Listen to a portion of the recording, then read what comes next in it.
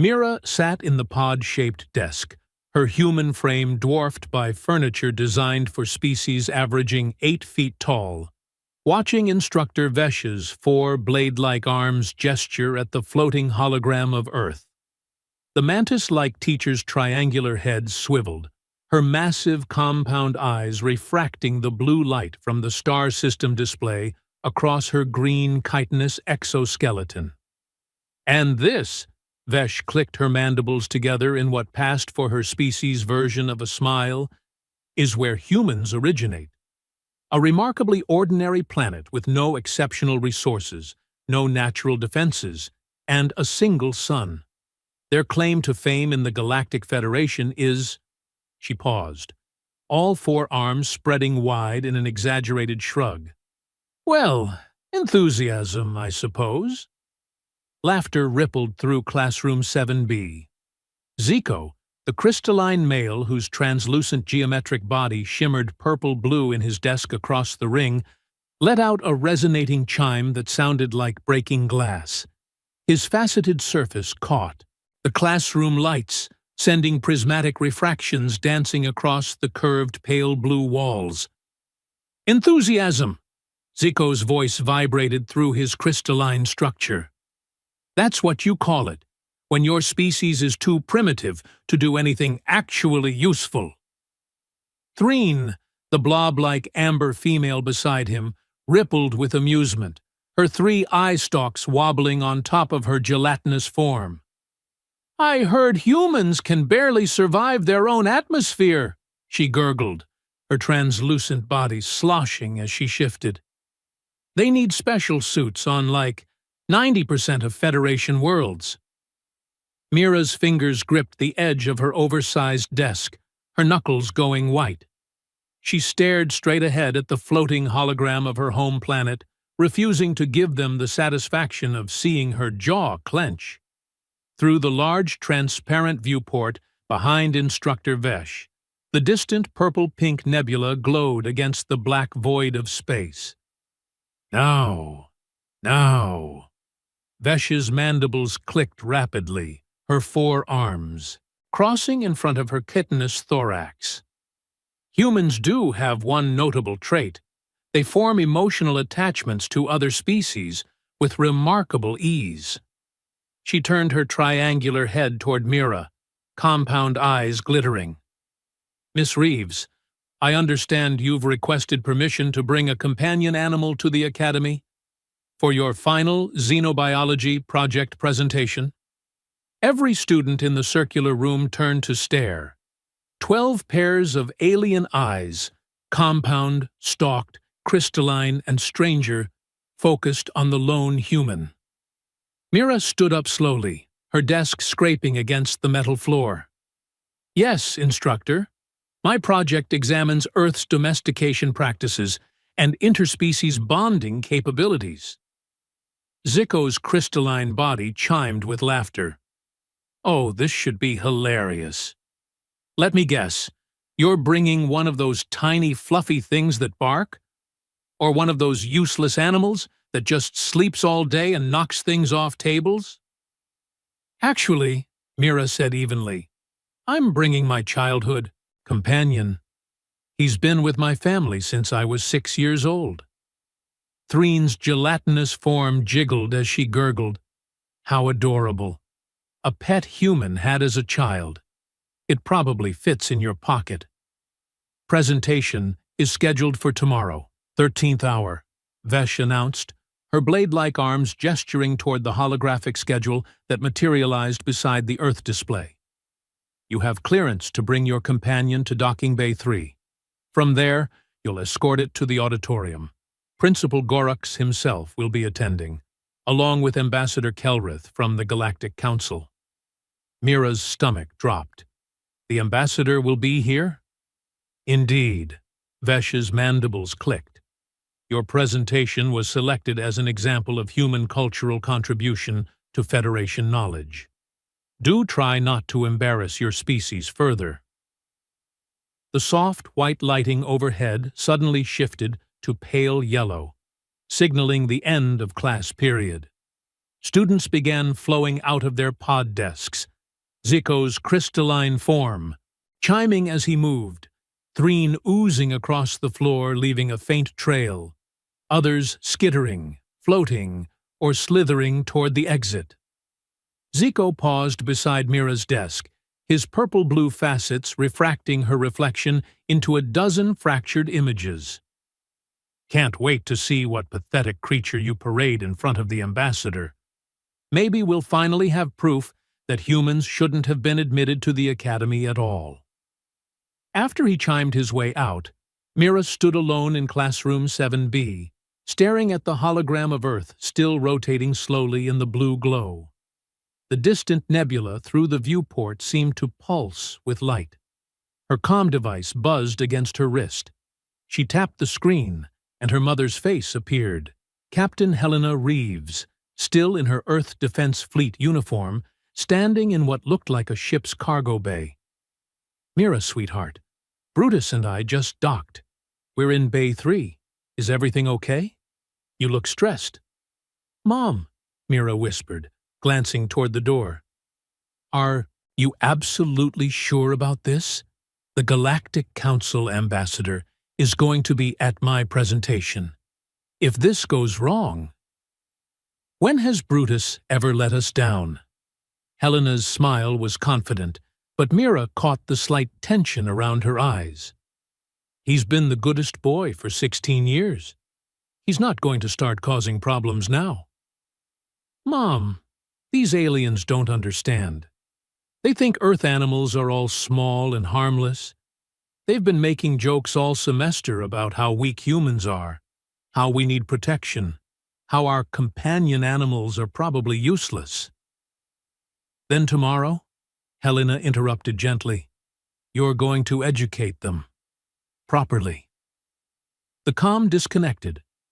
Mira gathered her data pad and headed into the corridor, the narrow metallic hallway stretching before her with its harsh white strip lighting and branching passages. Her footsteps echoed off the dark gray walls as she walked toward the dormitory wing. That night, Mira barely slept. She ran through her presentation 17 times on her datapad, adjusting slides, checking facts, trying to anticipate questions. At 0400 station time, she gave up, showered, and put on her formal academy uniform, the dark blue jacket with Earth's insignia on the shoulder. By 1200 hours, she stood outside docking Bay 3, her heart hammering against her ribs. The massive airlock doors were sealed shut, yellow caution markings striping the floor around them. Through the small reinforced window, she could see her mother's ship and scattered cargo containers in the enormous hangar beyond. She pressed her palm to the entry panel.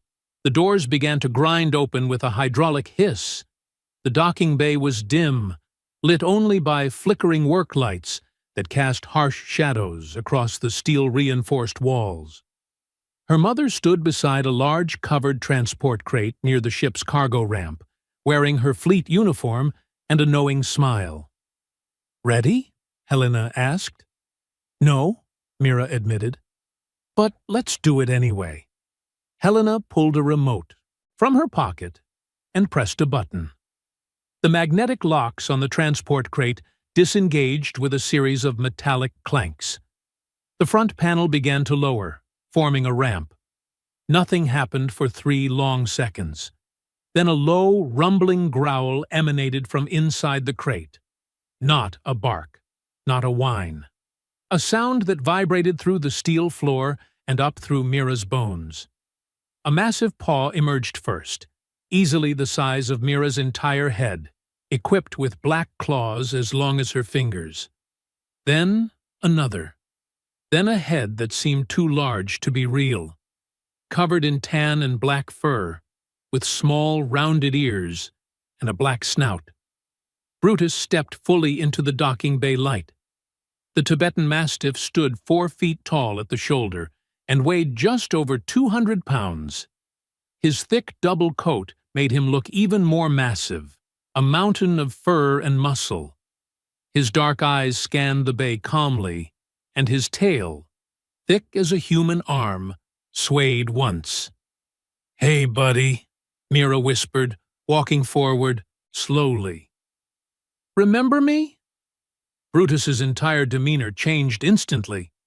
His massive tail began wagging like a furry battering ram, and he bounded forward with surprising speed for something his size.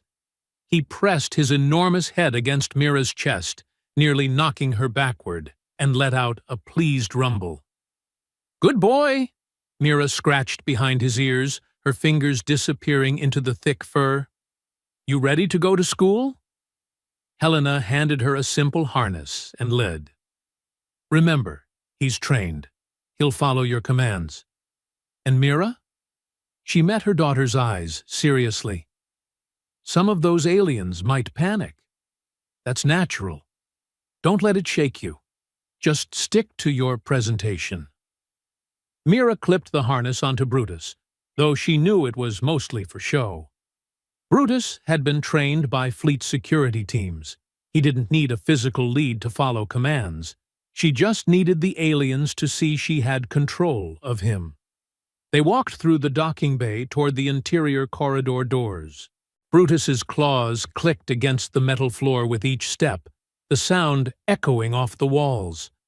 As they approached the door, it slid open automatically. The hallway was empty. Classes were in session. Mira led Brutus through the narrow metallic corridor with its harsh white lighting, his massive body taking up most of the walkway.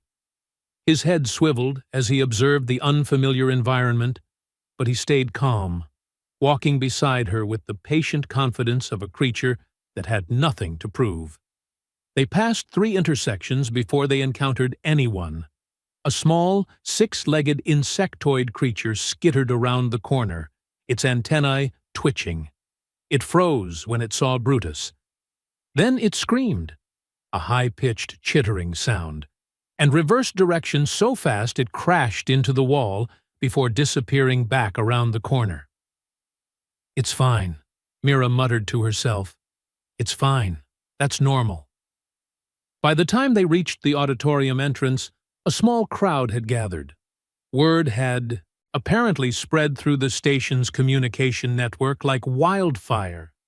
Students pressed against the corridor walls, trying to get a look at the creature the human had brought.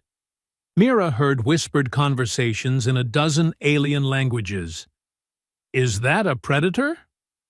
Look at the size of those claws. Why would humans domesticate something like that? Do you think it's trained, or is she insane?" The auditorium doors opened, revealing the massive semicircular chamber beyond. Tiered seating rose up in rings around a central presentation platform, already packed with students and faculty. The curved walls were the same pale blue metal as the classroom, but the scale was enormous.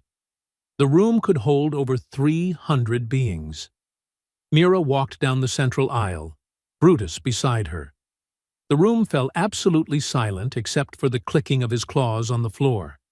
Every eye in the auditorium fixed on the massive dog. She reached the platform and turned to face the crowd. Brutus sat beside her without being told, his tail sweeping the floor once. He was so tall that even sitting, his head reached her waist. On the elevated faculty platform to the left, Principal Gorux stood slowly. The reptilian administrator's massive 9-foot frame was covered in bronze copper scales that caught the light. His 4 yellow slit-pupil eyes, arranged vertically on his face, all focused on Brutus. His thick, muscular tail twitched behind him. "Miss Reeves." Gorux's voice was a deep rumble, his forked tongue flicking out between words. "That is your companion animal?" "Yes, Principal. This is Brutus. He's a Tibetan Mastiff, a breed originally developed on Earth to guard livestock from large predators." In the front row, Zico's crystalline body was completely still for the first time Mira had ever seen. Not even a shimmer. Threen had pulled all 3 of her eye stalks back into her gelatinous body, forming a quivering amber dome. Beside Gorux, Ambassador Kelrith stood, her sleek, body covered in iridescent black-green feathers that ruffled slightly. Her sharp golden beak opened, and her voice came out surprisingly melodic. Guard livestock from what exactly? Snow leopards, primarily. Also wolves and bears. A ripple went through the crowd. Multiple students made sounds of distress. Bears, Threen's gurgling voice emerged from somewhere inside her blob form. She said bears. Aren't those the massive clawed omnivores that stand upright? Yes, Mira confirmed calmly. She tapped her datapad, and a hologram materialized beside her. Images of a Tibetan mastiff standing between a flock of sheep and a snow leopard easily twice the leopard's size, teeth bared. Brutus's ancestors were bred specifically to confront and drive away apex predators, alone, without human intervention. Instructor Vesh's 4 blade-like arms were held very still against her chitinous body. Her compound eyes reflected the hologram in thousands of tiny fragments. You domesticated apex predator deterrents, and then brought them into your homes. Well, yes, Mira said, but that's not the interesting part. She clicked to the next slide. Footage began playing. Brutus as a puppy, wrestling with a 6-year-old Mira. Then Brutus sleeping beside her bed. Brutus gently taking food from her hand with the same mouth that could bite through bone. Brutus wearing a ridiculous party hat at a birthday celebration. The interesting part, Mira continued, is that humans didn't just domesticate powerful predator-deterrent animals. We formed genuine emotional bonds with them. Brutus here has been protecting my family for 16 years. He's saved my mother's life twice during planetary surveys when local fauna attacked. He's slept beside my bed every night I've been home. And if I gave him the command right now, he would defend me against anything in this room without hesitation. The silence was deafening. But I won't, Mira added quickly, seeing several students lean toward the exits. Because that's the other remarkable thing about Earth's domestication practices. These animals choose to be loyal. We don't control them through fear or pain or psychic manipulation. Brutus stays with me because he wants to. She knelt down beside Brutus and scratched behind his ears again. The massive dog's tail began wagging, and he turned his head to lick her face with a tongue the size of her hand. Brutus, speak. Brutus let out a single deep bark that resonated through the auditorium like thunder.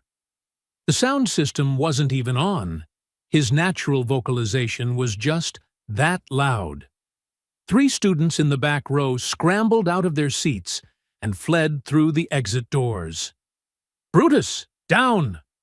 The Tibetan Mastiff immediately lowered himself to the floor, lying flat. Brutus, play dead.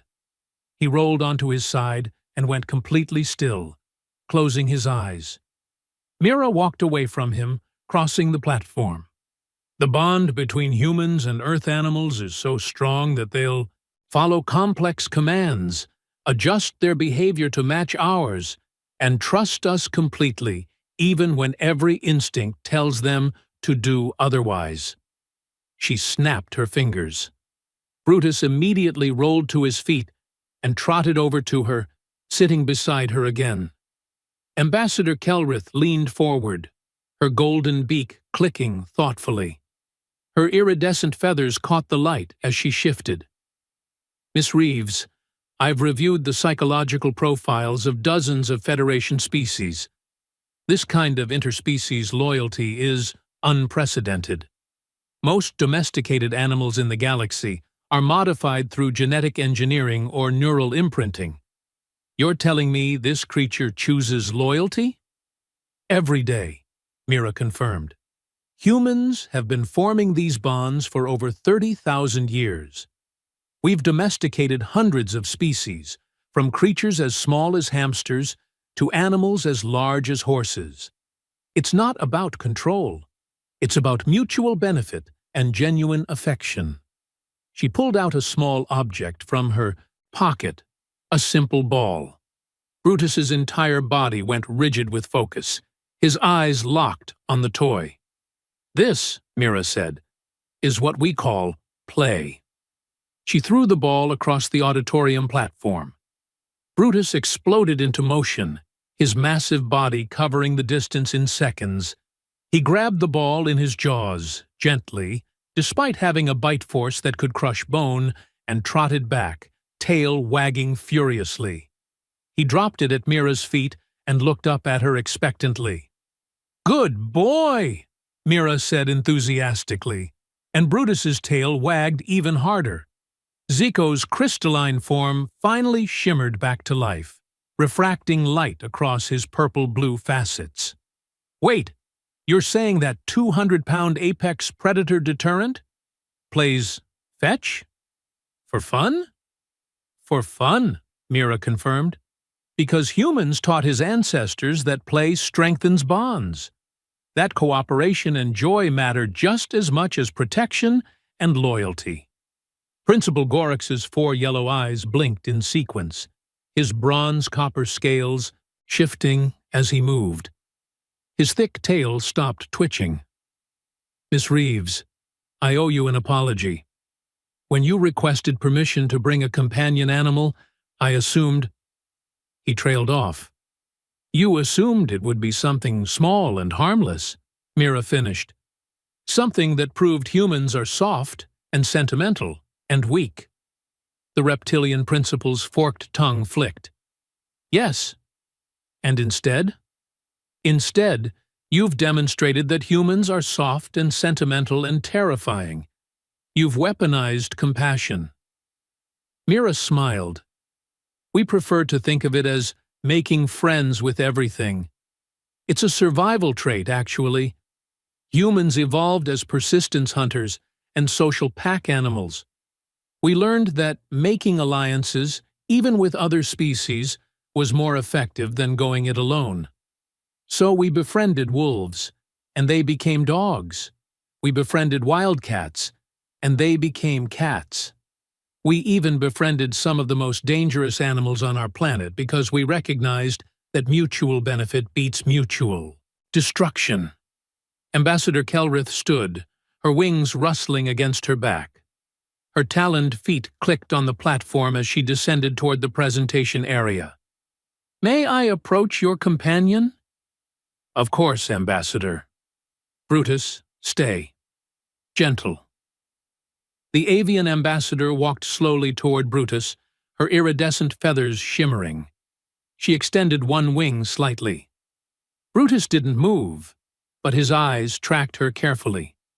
Kelrith reached out with one taloned foot and gently touched the top of Brutus's head. The massive dog's tail began wagging slowly. "Extraordinary," Kelrith said softly. "His heartbeat is steady.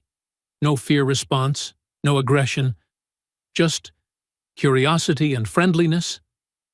"That's how he was raised," Mira explained, "to assess threats accurately and respond appropriately. Right now, you're not a threat. You're just new and interesting." The ambassador pulled her talon back and turned to face the auditorium. "Members of the faculty, students, honored guests, I came here today expecting a routine presentation on human cultural practices. What I've witnessed instead is a fundamental shift in how we must understand this species." She gestured toward Brutus with her wing. "We've spent 3 cycles debating whether humans belong in the Galactic Federation, whether they're too primitive, too aggressive, too emotional. But we've been asking the wrong questions. We should have been asking, what kind of species looks at a 200-pound predator deterrent and sees a best friend? What kind of species builds their civilization on cooperation instead of domination?" Zico's crystalline voice resonated quietly. "Ambassador, with respect, humans are still one of the weaker species physically. No natural armor, no venom, no telepathy." "No," Kelrith agreed, her golden beak clicking. But they do have something we lack. They have the ability to turn potential enemies into family. And if humans can do that with animals that could kill them— She paused. Significantly, imagine what they could do in the Federation. Imagine the bridges they could build between species that have been enemies for centuries. Mira felt her throat tighten. She reached down and rested her hand on Brutus's head. The massive dog leaned against her leg contentedly. Instructor Vesh's mandibles clicked rapidly, her 4 blade-like arms gesturing expressively. This changes the curriculum, doesn't it? We can't keep teaching that humans are simply enthusiastic contributors. No, Gorux rumbled, his bronze scales catching the light. We need to rewrite the entire cultural studies program. Miss Reeves, I believe your presentation has just become a mandatory viewing for all incoming Federation students. The room erupted in chatter, a cacophony of clicks, chirps, gurgles, chimes, and stranger sounds as students debated amongst themselves. Some looked at Brutus with newfound respect. Others still looked terrified. A few looked fascinated. Threen's gelatinous, amber form rippled as her eye stalks finally emerged again. Mira, I'm sorry for what I said yesterday about humans being weak. It's okay, Mira said. I get it. We look weak compared to most of you. We're small, we're fragile, we don't have natural weapons, but we've never needed them because we make friends instead of enemies. Even with creatures that could kill you, Threen gurgled, staring at Brutus. Especially with creatures that could kill us, Mira corrected. That's the point. Humans don't see power as something to fear and dominate. We see it as something to befriend and channel toward mutual benefit. Ambassador Kelrith returned to the faculty platform, her iridescent feathers rustling. Miss Reeves, the Galactic Council will want to meet with you formally. This presentation has significant implications for Human Federation relations. We may need to establish an entirely new diplomatic category for your species. What category? Mira asked. We're thinking universal ambassadors, species whose natural talent is forming bonds across biological and cultural boundaries. Principal Gorux's 4 eyes blinked again. I'll begin drafting the proposal immediately. Miss Reeves, you've earned top marks for this presentation, and detention for causing multiple students to flee in panic. That seems fair, Mira admitted. As the auditorium began to clear, students giving Brutus a wide berth as they filed toward the exits, Zico approached slowly. His crystalline body chimed softly, refracting nervous light patterns. Can I? He paused, his facets shifting colors. Can I pet him? Mira blinked in surprise. Sure. Brutus. Gentle. New friend. Zico extended a crystalline appendage that roughly approximated a hand.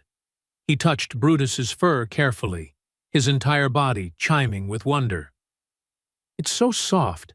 How is something this powerful so soft? Because he doesn't need to be hard, Mira explained. He's powerful enough that he can afford to be gentle. Brutus's tail wagged, and he leaned slightly into Zico's touch. The crystalline student let out a sound like wind chimes in a breeze, his species' version of laughter. I was wrong about humans, Zico admitted, his purple-blue facets dimming with something that looked like embarrassment.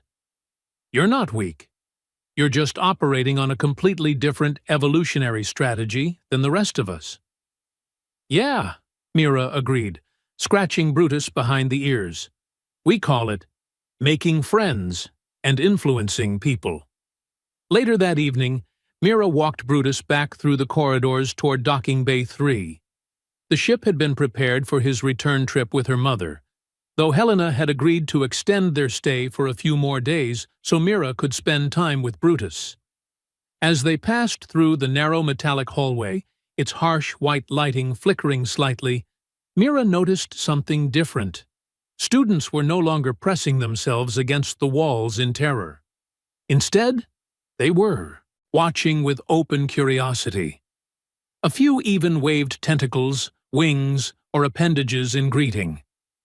In the docking bay, beneath the flickering work lights and harsh shadows, Helena stood beside the ship's cargo ramp with her arms crossed, grinning. "So," her mother said, "how'd it go?" "The Galactic Council wants to create a new diplomatic category for humans. We're apparently universal ambassadors now." Helena laughed. "Well, that's better than enthusiastic primitives." Brutus trotted up the ramp into the ship, his massive tail wagging. He turned around at the top, looked back at Mira, and let out a happy bark that echoed through the enormous hangar. "Good boy," Mira called up to him. "I'll see you in 3 days, okay?" She turned to her mother.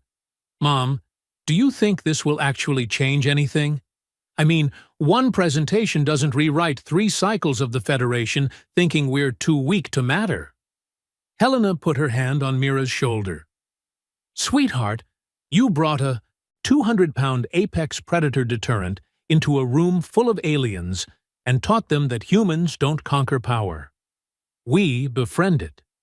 You just demonstrated humanity's greatest strength in the most dramatic way possible. Trust me, this will change everything." Back in her dormitory that night, Mira's comm device buzzed constantly. Messages from students she'd never spoken to, asking about Earth animals, questions about dogs, cats, horses, even goldfish, requests to meet Brutus again, invitations to present at other academic facilities across the Federation. One message stood out, from Instructor Vesh. It contained a single line of text. "Miss Reeves, I'm revising my lecture on human civilization. Would you be willing to co-teach the next class? I believe I've been getting some things wrong for quite some time." Mira smiled and tapped out a response. "I'd be honored. Just one condition. I get to bring visual aids." She attached a photo to the message. It showed 6-year-old Mira, asleep in bed, curled up against a puppy Brutus, who was already bigger than she was, both of them peaceful and safe. The next morning, Mira walked into classroom 7B to find the circular room rearranged. The pod-shaped desks were still there, but someone had added a holographic display in the center showing a rotating image of Earth, not as an ordinary planet with no exceptional resources, but labeled as Homeworld, Species of Universal Ambassadors. Instructor Vesh stood beside the display, her 4 blade-like arms folded, her compound eyes glittering with something that looked like respect. "Before we begin today's lesson," Vesh's mandibles clicked, "I want to address something. For 3 cycles, I have taught that humans are unremarkable. I was wrong. Any species that can turn wolves into dogs, cats into companions, and apex predator deterrents into best friends is anything but unremarkable." The classroom was packed. Students from other sections had crowded in to hear what the human with the monster had to say. Zico sat in his usual desk, his crystalline form shimmering with attentive focus.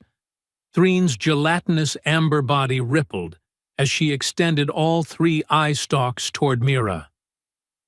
"Today," Vesh continued, "Miss Reeves will be teaching us about Earth's domestication history and what it reveals about human psychology. And I encourage all of you to set aside your preconceptions. Because if yesterday taught me anything, it's that humans operate on entirely different principles than we expected." Mira stood, walking to the center of the circular room. The soft white lighting overhead seemed brighter somehow, less clinical. Through the transparent viewport, the distant nebula glowed purple-pink against the black void. "So," Mira began, "who wants to learn about the time humans befriended literal apex predators for fun?" Every appendage, wing, tentacle, and eye stalk in the room shot up. And outside, in Docking Bay 3, Brutus slept peacefully in his climate-controlled transport crate, dreaming of his human, his tail thumping softly against the floor every time Mira's face appeared in his dreams. The goodest boy, who had just changed the galaxy without even knowing it.